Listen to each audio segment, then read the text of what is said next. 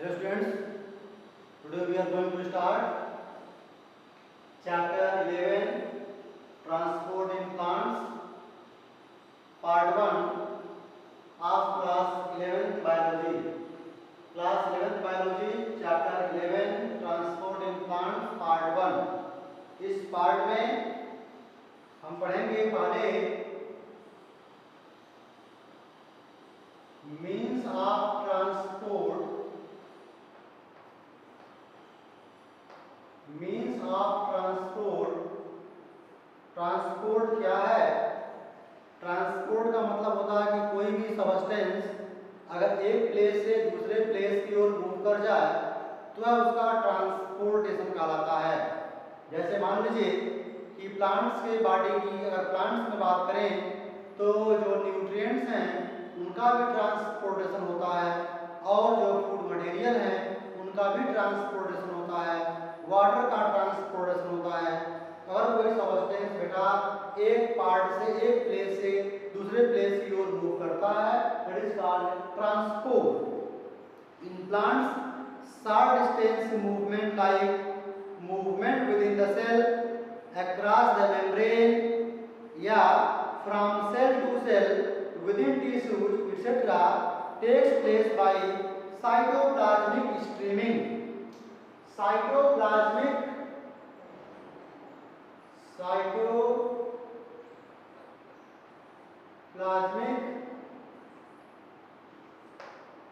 Streaming.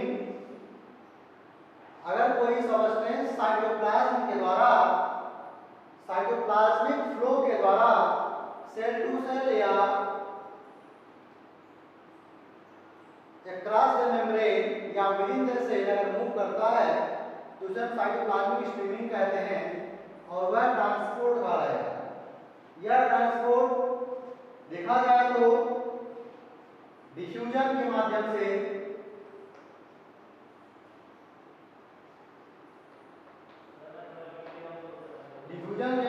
होता है।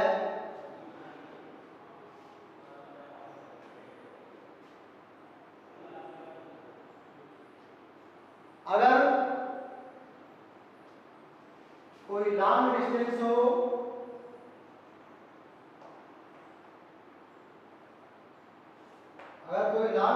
हो तो यह लॉन्ग डिस्टेंस के लिए वैस्कुलर टिश्यूज की जरूरत पड़ती है और यह वैस्कुलर टिश्यूज प्लांट्स में जाइलम और फ्लोएम होते हैं।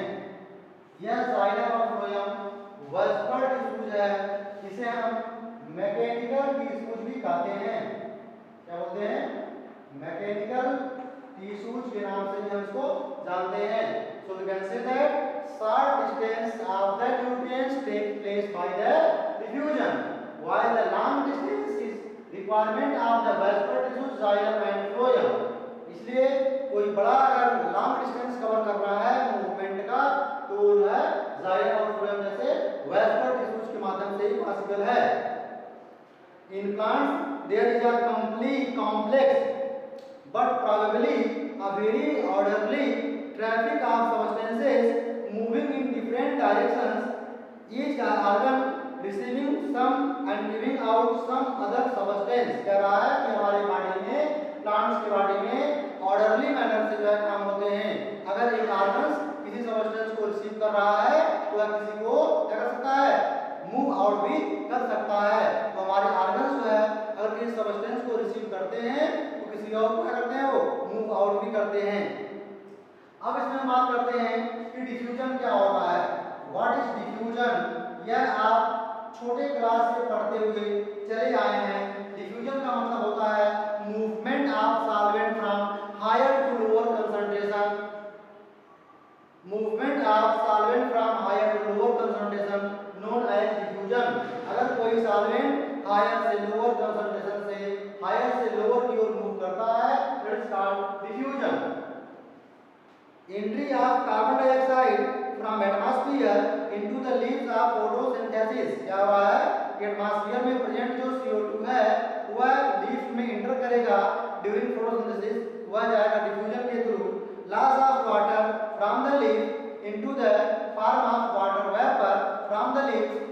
एटमॉस्फेयर तो उसे हम बोलेंगे यह भी डिफ्यूजन के द्वारा ही हो रहा है। आगे entry and exit of oxygen during respiration and photosynthesis respectively कह रहा है कि जब प्लांट में रेस्पिरेशन होता है, जब प्लांट में क्या होता है बेटा, रेस्पिरेशन होता है या फोटो सिंथेसिस होती है, उस समय O2 जो है क्या होता है, O2 इंटर करता है या O2 क्या होता है, रिलीज होता है।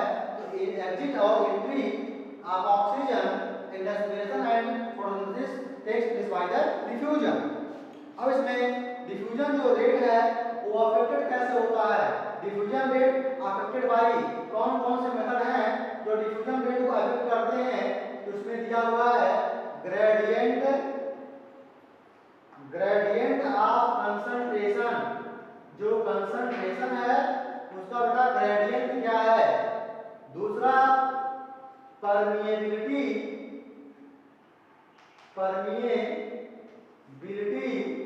ऑफ मेम्ब्रेन, जो मेम्ब्रेन है वो कितना परमिएबल है। इसके साथ साथ इसमें जो है टेम्परेचर और प्रेशर, या जो जितने भी फैक्टर्स हैं 1 2 3 4 ये सभी जो है डिफ्यूजन को अफेक्ट करते हैं। अगर कंसंट्रेशन ग्रेडियंट डाउन होगा तो डिफ्यूजन जो है कम हो जाएगा, मेम्ब्रेन की परमिएबिलिटी घटेगी तभी डिफ्यूजन कम होगा, टेम्परेचर कम होगा या प्रेशर कम होगा तो डिफ्यूजन पे इफेक्ट पड़ेगा। बात समझ आ रही है। Permeability of a membrane to the substance depend upon the following 2 points. किसी भी सबस्टेंस की परमिएबिलिटी 2 पॉइंट पे डिपेंड करती है। पहला है size of molecules, size of molecules अगर स्मॉल मॉलिक्यूल्स हैं तो डिफ्यूज फास्टर होंगे और अगर लार्ज मॉलिक्यूल हैं तो डिफ्यूज क्या होंगे, स्लोली करेंगे। और फिर दिया है solubility of substance in the lipid, किसी भी लिपिड में सबस्टेंस की सॉल्युबिलिटी कैसी है।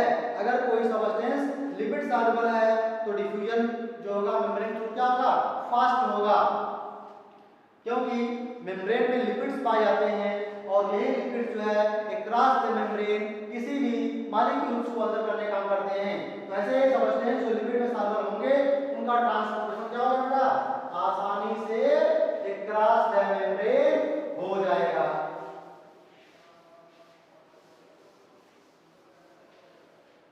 इसके बाद हम बात करते हैं फैसिलिटेटेड डिफ्यूजन।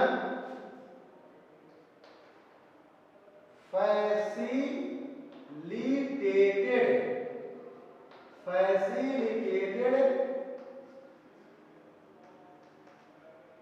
डिफ्यूजन क्या है, फैसिलिटेटेड डिफ्यूजन क्या है। इसमें पाया गया है कि फैसिलिटेटेड डिफ्यूजन का मतलब हो गया ऐसा डिफ्यूजन जिसमें किसी सबस्टेंस को अक्रॉस द मेम्ब्रेन पार करने के लिए हमें किसी प्रोटीन एज कैरियर की रिक्वायरमेंट पड़े। जैसे कि मान लीजिए यह लिपिड के लेयर हैं,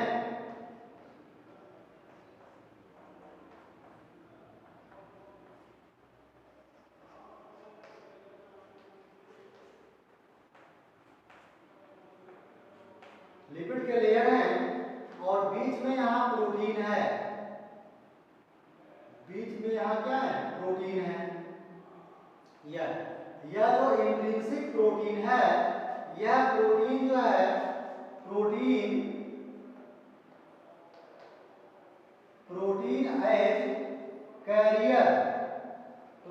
एज कैरियर की तरह काम करेगा। और यह जो आपका लिपिड का लेयर दिख रहा है, लिपिड बाइलेयर्स, इसमें ध्यान से अगर देखेंगे तो यह जो प्रोटीन है एज कैरियर काम करेगा। यह किसी बाहर पाए जाने वाले किसी सबस्टेंस को अपने से बाइंड करेगा और बाइंड करने के बाद इसके अंदर से इसको बाहर कर देगा, एक क्रॉस मूव करा देगा। तो अगर कोई न्यूट्रिएंट, कोई सबस्टेंस आउट ऑफ सेल है, क्या है, आउट ऑफ सेल है, तो इसको इनसाइड द सेल करने का काम करेगा। ये हो जाएगा आउटसाइड, यह आउटसाइड ऑफ द सेल या मेम्ब्रेन कह सकते हो, और यहाँ हो जाएगा इनसाइड द सेल, है ना। ये आउटसाइड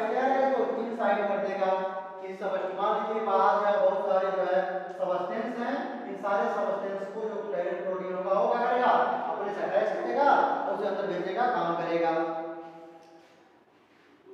यह जो ट्रांसपोर्ट है वो तीन तरह का होता है। एक यूनिपोर्ट होता है,